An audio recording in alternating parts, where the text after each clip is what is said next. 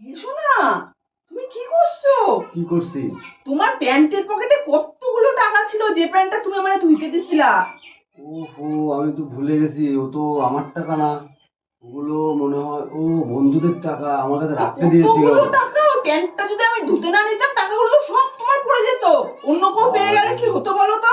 কি হতো?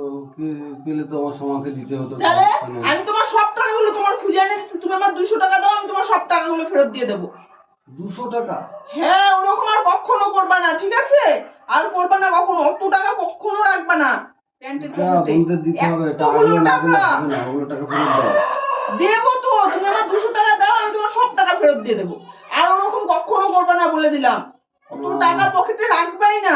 এই তো তুমি ঠিক। ভাগ্যিস আমার প্যান্টটা ধুইতে দিছিলা, নাহলে তোমার সব ঠিক আছে, টাকাগুলো আগে হারাই টাকাটা যেত। তো দাও, বন্ধুদের টাকাটা ফেরত দেবো। তুমি আমার 200 টাকা দাও, শোনো, আমি তোমার দিয়ে দেবো, সব টাকা 200 আমি ফেরত টাকা দিয়ে দেবো। দাও, 200 দেখছি টাকা পকেটে আছে। 200 টাকা দিলেই হবে। নাও। আর রাখবা না কিন্তু, ওরকম আর কখনো করবা না। আমার টাকা রিটার্ন দাও। এ নাও। আর 10 ওরকম টাকা। আর করবা না কিন্তু। 10 টাকা? তাহলে কত টাকা দেখো তো? ওরকম আর করবা না, অত টাকা আর কখনো রাখবা না বলে দিলাম। এক গাদা টাকা পকেটে নিয়ে রেখে দিছে।